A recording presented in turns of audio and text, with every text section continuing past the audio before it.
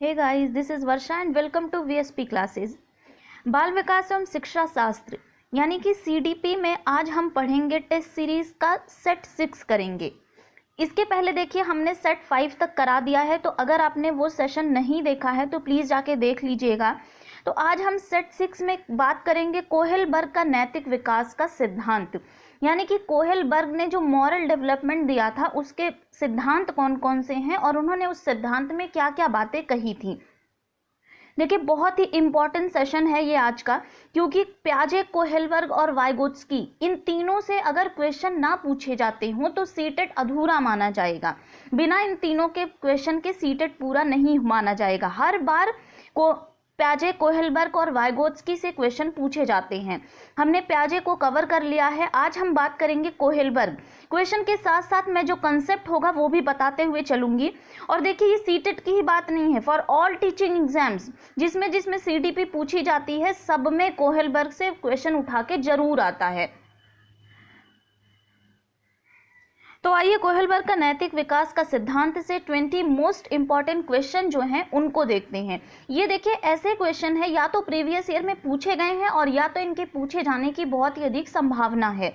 और हाँ, सबसे ज़रूरी बात, अगर आप चाहते हैं कि ऐसे ही वीडियोस आपको मिलते रहें तो मेरे चैनल को सब्सक्राइब कर दीजिएगा, बेल आइकन को प्रेस कर लीजिए ताकि लेटेस्ट नोटिफिकेशन आपको मिलती रहे।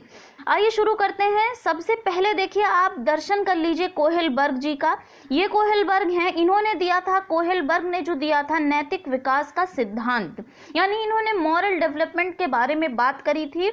और कोहेलबर्ग को ध्यान से आप लोग देख लीजिएगा। अब आइए हम शुरू करते हैं क्वेश्चन। पर क्वेश्चन शुरू करने से पहले हम थोड़ा सा बात कर लेते हैं नैतिकता के बारे में, नैतिक विकास के बारे में।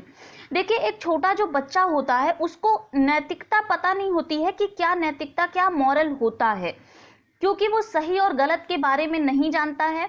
जब बच्चा धीरे धीरे बड़ा होता है तब जाके उसमें नैतिकता जो है वो विकसित होती है। जैसे कि अगर आप कोई बच्चा है वो अच्छा काम करता है तो उसको शाबाशी मिलती है, और अगर वो बुरा काम करता है तो उसको समझाया जाता है कि ये बुरा काम है, इसको आप मत करिए। छोटे बच्चे की बात करी जा रही है यहाँ पे। तो बच्चा उन चीज़ों में अंतर करना जान लेता है कि हाँ क्या बुरा है क्या अच्छा है। नैतिकता इसलिए जन्म से नैतिकता किसी बच्चे में नहीं होती है, जैसे जैसे बच्चे की एज बढ़ती जाती है उसके अंदर नैतिकता विकसित होने लगती है। तो कोहेलबर्ग ने जो नैतिकता के विकास की अवस्थाएं बताई हैं वो 3 अवस्थाएं इन्होंने बताई हैं। कौन कौन सी हैं? पूर्व परंपरागत नैतिक अवस्था। ध्यान दीजिएगा, कभी कभी डायरेक्ट क्वेश्चन टेट, जो स्टेट टेट होते हैं उसमें डायरेक्ट क्वेश्चन पूछ लिया जाता है कि कोहेलबर्ग के नैतिक सिद्धांत की अवस्थाएं कितनी हैं। तो देखिए इन्होंने 3 अवस्थाओं की बात करी थी। सबसे पहली जो अवस्था है इनकी वो है level of pre conventional level, ठीक है, यानी कि पूर्व परंपरागत नैतिक अवस्था, ठीक है। और दूसरी जो है वो है परंपरागत अवस्था, यानी कि लेवल ऑफ कन्वेंशियल मॉरलिटी।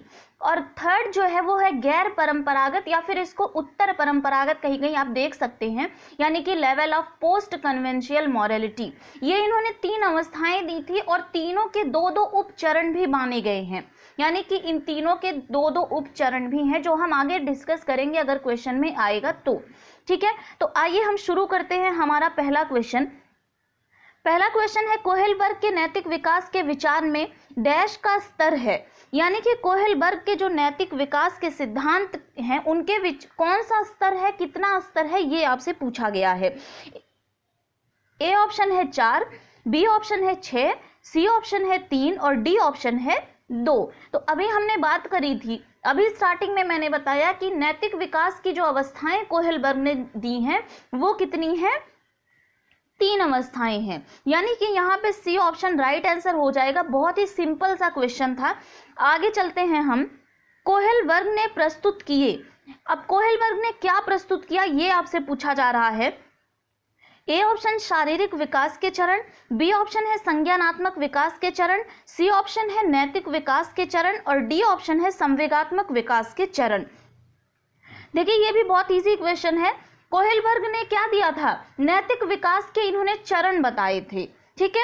और नैतिक विकास के चरण यानी कि सी ऑप्शन आपका राइट आंसर हो जाएगा। रही बात अगर बी ऑप्शन की, संज्ञानात्मक विकास का सिद्धांत जो दिया था वो प्याजे ने दिया था, ना कि कोहेलबर्ग ने। ठीक है, तो यहाँ भी सी ऑप्शन राइट आंसर हो जाएगा। बढ़ते हैं नेक्स्ट क्वेश्चन पे। लॉरेंस कोहेलबर्ग द्वारा प्रतिपादित नैतिक विकास के सिद्धांत के अनुसार पूर्व नैतिक अवस्था की अवधि है।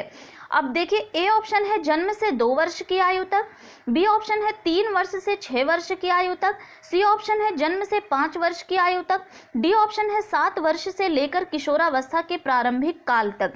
तो सबसे पहले मैं तीनों की अवस्थाएं आप लोगों को बता देती हूँ कि नैतिक विकास की जो अवस्थाएं हैं उनकी एज कोहेलबर्ग ने क्या क्या निर्धारित करी थी। तो देखिए, जो सबसे पहली अवस्था कोहेलबर्ग की है पूर्व परंपरागत नैतिक अवस्था, यानी कि level of pre conventional level जो है उसकी अवस्था के बारे में अगर हम बात करें तो वो है 4 से 9 वर्ष तक। ठीक है, ध्यान दीजिएगा, 4 से 9 वर्ष तक।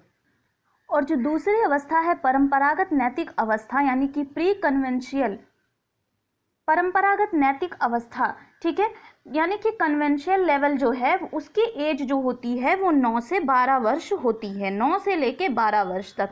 और जो हमारी लास्ट अवस्था है यानी कि गैर परंपरागत या फिर उत्तर परंपरागत अवस्था, उसकी एज होती है 12 वर्ष के ऊपर, यानी कि 12 वर्ष के बाद की जो अवस्थाएं होती हैं वो उत्तर परंपरागत अवस्थाएं होती हैं।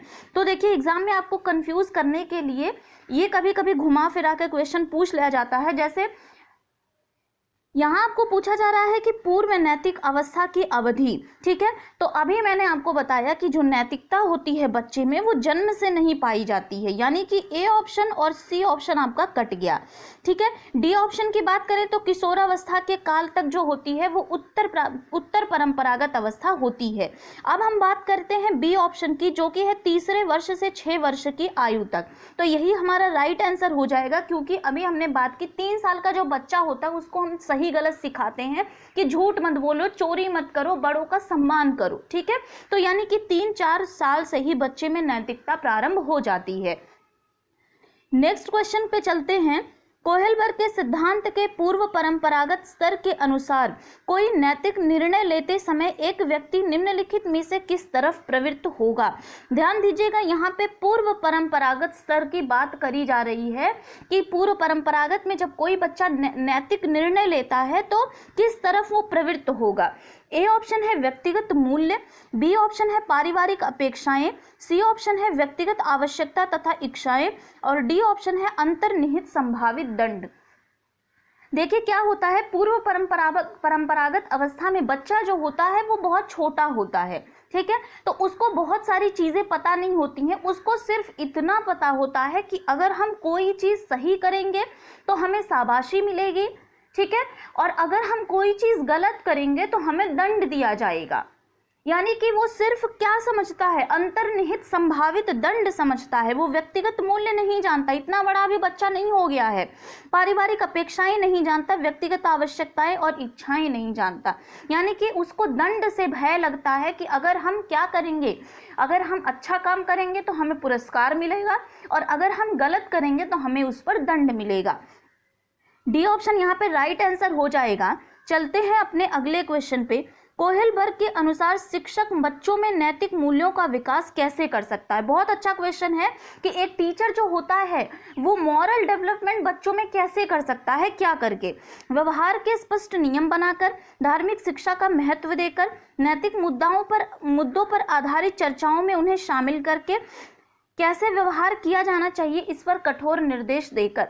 देखिए, बच्चा क्या होता है, नियम वो ज़्यादा नहीं समझ पाएगा, छोटा बच्चा होता है, उसके अंदर हमें नैतिक मूल्यों का विकास करना है तो वो नियमों को नहीं जान पाएगा। ठीक है, धार्मिक शिक्षा का महत्व देकर, ये भी गलत है। इससे सबसे जो बेस्ट ऑप्शन यहाँ पे रहेगा वो ऑप्शन है सी।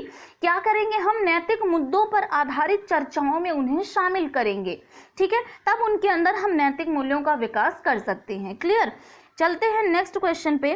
कोहेलबर्ग के अनुसार सही और गलत के प्रश्न के बारे में निर्णय लेने में शामिल चिंतन प्रक्रिया को कहा जाता है। ये 3 से 4 बार ये क्वेश्चन सीटेट की बात करें तो उसमें पूछा हुआ है, बहुत इंपॉर्टेंट क्वेश्चन है ये।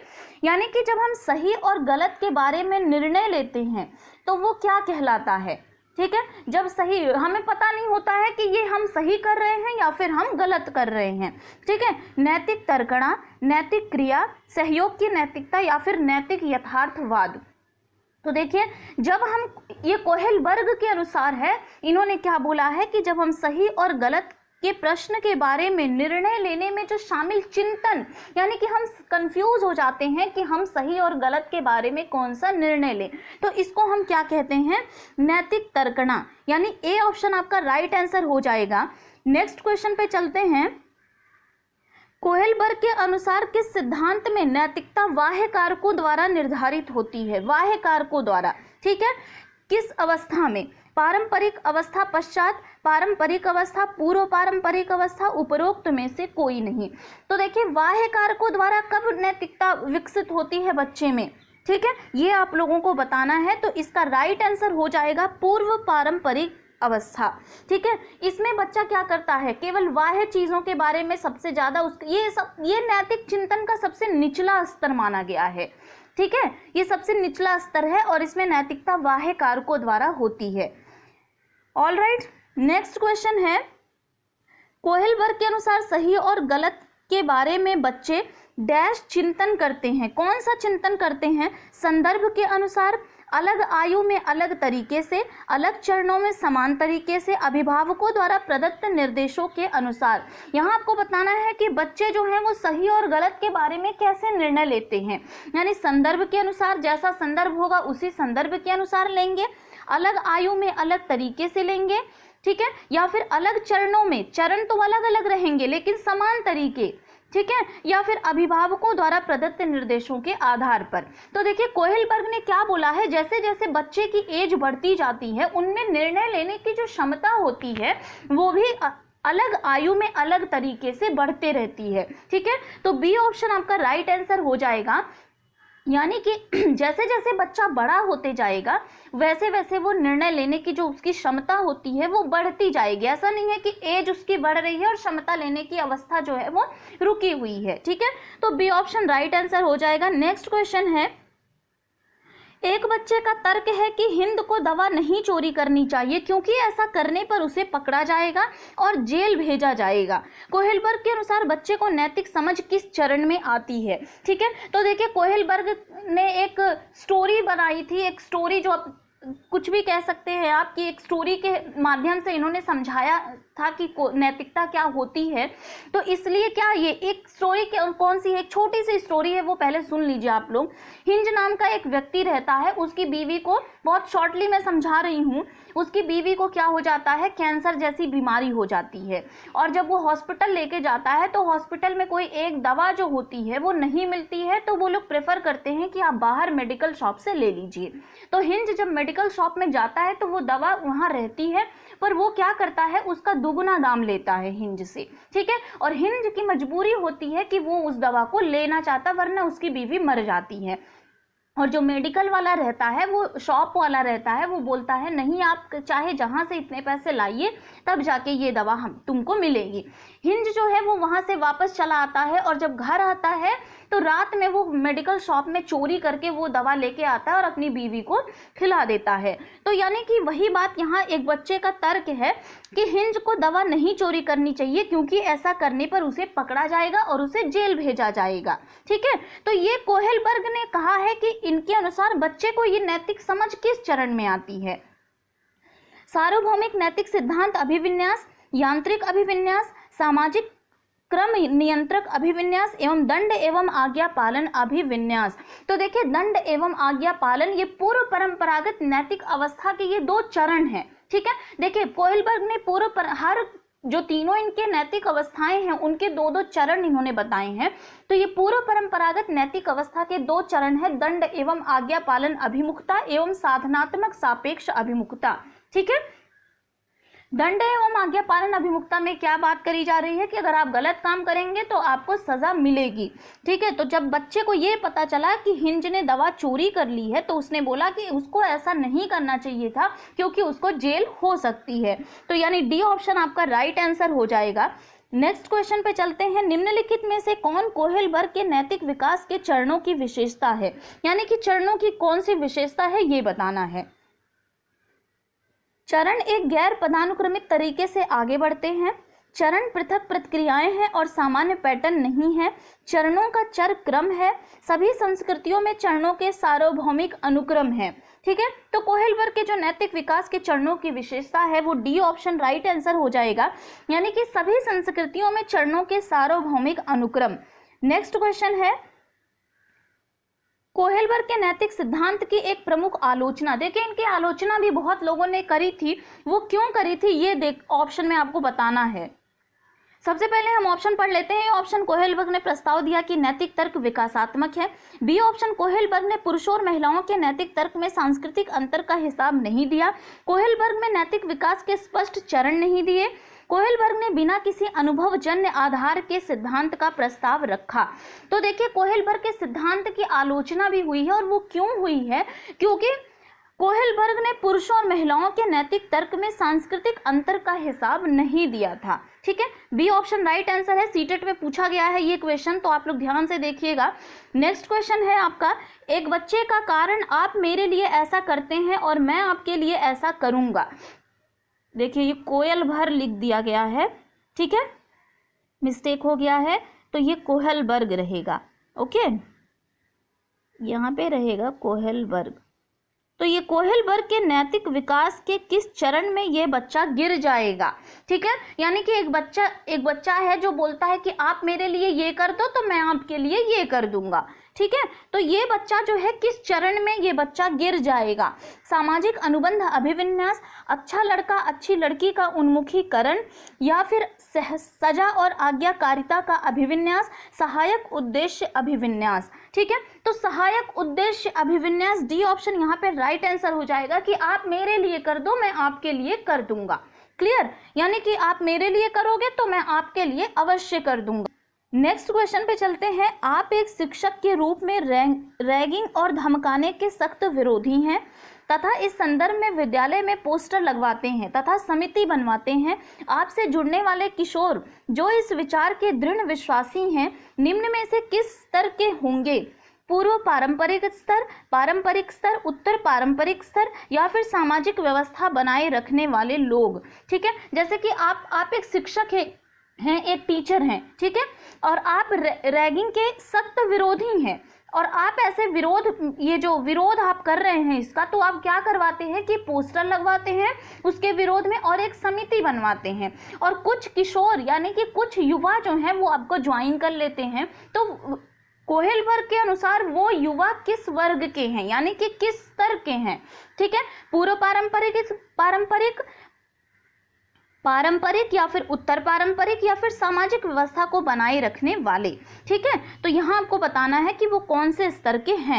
तो ये देखिए, ये यहाँ पे पारंपरिक, बी ऑप्शन राइट आंसर हो जाएगा, परंपरागत नैतिक अवस्था। ठीक है, तो देखिए इस अवस्था में क्या होता है कि जो बच्चे होते हैं उनका व्यवहार बड़ों के समान होने लगता है। उसी में एक इन्होंने 2 चरण जो दिए थे, उसी में एक चरण की बात इन्होंने कही है, अधिकार संरक्षण अभिमुखता।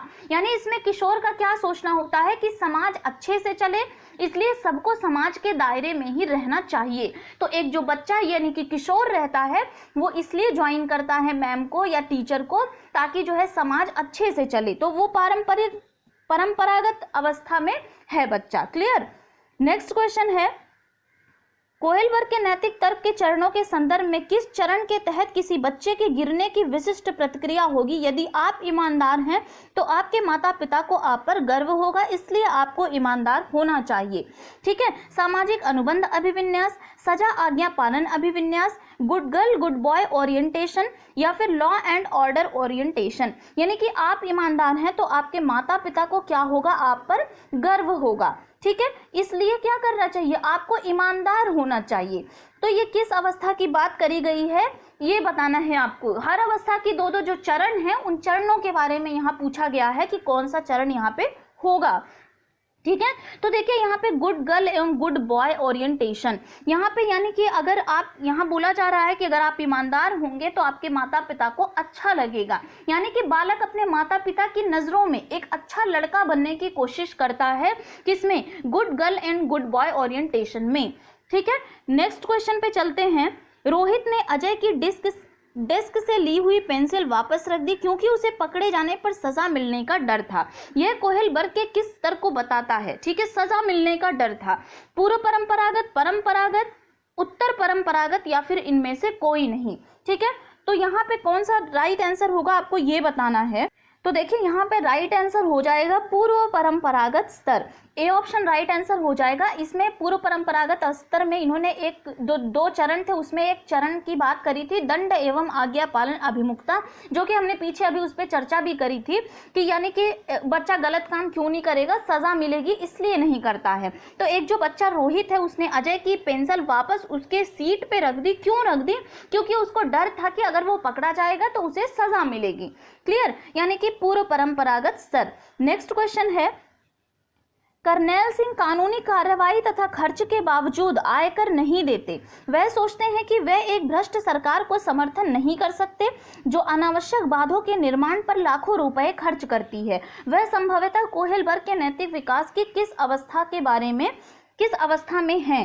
पूर्व परंपरागत स्तर, परंपरागत स्तर, उत्तर परंपरागत स्तर या फिर इनमें से कोई नहीं। तो आपको बताना एक कर्नैल सिंह है जो बहुत अच्छा मतलब कि खर्च के बावजूद क्या करते हैं, वो टैक्स नहीं देते हैं। क्यों नहीं देते हैं? क्योंकि उनको लगता है कि वो एक भ्रष्ट सरकार को समर्थन करेंगे अगर वो टैक्स पे करेंगे। ठीक है, अब ये क्यों करते हैं? क्योंकि उनको लगता है कि वो अनावश्यक जो सरकार है वो अनावश्यक बातों पर लाखों रुपए खर्च कर रही है। क्लियर, तो यहां आपका राइट आंसर हो जाएगा उत्तर परंपरागत स्तर। यानी कि जो 12 से ऊपर की जो एज होती है उसमें क्या होता है, बच्चा जो है वो सामाजिक नियमों के बारे में सोचने लगता है, सामाजिक अनुबंधन, उपयोगिता और व्यक्तिगत अधिकारों पर यह अवस्था आधारित होती है। यहाँ इसमें क्या बताया गया है कि यहाँ जो है वो सोचने लगता है कि मूल अधिकार और मूल सिद्धांत जो होते हैं वो कानून से भी ऊपर होते हैं, और उसको लगता है, कर्नैल सिंह को लगता है कि वो जो अगर वो टैक्स पे करेंगे तो वो एक भ्रष्ट सरकार का समर्थन कर रहे हैं। यानी जो अगर इतनी सोचने की क्षमता जो हो जाती है तो वो उत्तर परंपरागत अवस्था में होगी। क्लियर, नेक्स्ट क्वेश्चन है, निम्नलिखित में से कौन बालक में नैतिक मूल्यों के विकास में महत्वपूर्ण भूमिका निभाता है? नैतिकता के विकास में कौन महत्वपूर्ण भूमिका निभाता है? सामाजिकरण, बुद्धि, प्रार्थना सभा, इनमें से सभी। तो ये बहुत सिंपल सा क्वेश्चन था, इनमें से सभी, सामाजिकरण, बुद्धि, प्रार्थना सभा, ये तीनों जो है महत्वपूर्ण भूमिका निभाती है नैतिकता के विकास में। नेक्स्ट क्वेश्चन है, लॉरेंस कोहेलबर्ग के सिद्धांत के अनुसार कौन सा स्तर नैतिकता की अनुपस्थिति को सही अर्थ में सूचित करता है? पहला स्तर, दूसरा स्तर, तीसरा स्तर या फिर इनमें से सभी? ध्यान दीजिएगा, यहां बोला गया है कि नैतिकता की अनुपस्थिति को सूचित करता है। ठीक है, यानी कि किसमें नैतिकता नहीं पाई जाती, कौन से स्तर में, ये आपको बताना है। तो देखिए यहाँ पे बहुत सिंपल सा क्वेश्चन था ये कि जो अवस्था, जो पहली अवस्था होती है उसमें नैतिकता नहीं पाई जाती है। तो देखिए स्टेज 1 में यानी कि पूर्व पारंपरिक अवस्था में क्या होती है, बच्चे में नैतिकता की अनुपस्थिति पाई जाती है क्योंकि बच्चा छोटा होता है, उसको नैतिकता का ज्ञान जो है वो उतना नहीं होता है। सॉरी, तो ए ऑप्शन यहाँ पे राइट आंसर हो जाएगा। नेक्स्ट क्वेश्चन पे चलते हैं, लॉरेंस कोहेलबर्ग द्वारा प्रतिपादित नैतिक विकास के सिद्धांत के अनुसार पूर्व नैतिक अवस्था की अवधि क्या है? जन्म से 2 वर्ष, 3 वर्ष से 6 वर्ष की आयु तक, जन्म से 5 वर्ष, 7 वर्ष से किशोरावस्था तक। ठीक है, तो जन्म से नैतिकता नहीं पाई जाती, तो ए और सी ऑप्शन रॉन्ग हो गया। बी ऑप्शन राइट आंसर हो जाएगा 3 वर्ष से 6 वर्ष की आयु तक। चलते हैं आज के लास्ट क्वेश्चन पे, लॉरेंस कोहेलबर्ग द्वारा प्रतिपादित नैतिक विकास की किस अवस्था के सिद्धांत के अनुसार नैतिक या चारित्रिक विकास की चरम अवस्था क्या है? यानी कि कौन से विकास की अवस्था में नैतिकता जो है वो चरम सीमा पर, चरम अवस्था पर होती है? आधार युक्त आत्मचेतना अवस्था, आधारहीन आत्मचेतना अवस्था, परंपराओं को धारण करने वाली अवस्था या फिर स्व केंद्रित अवस्था? ठीक है, तो यहाँ पे आपका राइट आंसर हो जाएगा आधार युक्त आत्मचेतना अवस्था, यानी कि ए ऑप्शन आपका राइट आंसर हो जाएगा। तो ये था आज का कोहेलबर्ग के नैतिकता के सिद्धांत पे जो 20 मोस्ट इंपॉर्टेंट क्वेश्चन थे हमने उसको डिस्कस किया है, और आज के बाद उम्मीद करती हूँ कि कोहेलबर्ग से रिलेटेड कोई भी क्वेश्चन आपका गलत नहीं होगा। तो अगर आपको मेरा वीडियो पसंद आया है तो लाइक और शेयर कर दीजिएगा, चैनल को सब्सक्राइब कर दीजिए, बेल आइकन को प्रेस कर दीजिए ताकि लेटेस्ट नोटिफिकेशन आपको मिलती रहे। Thank you.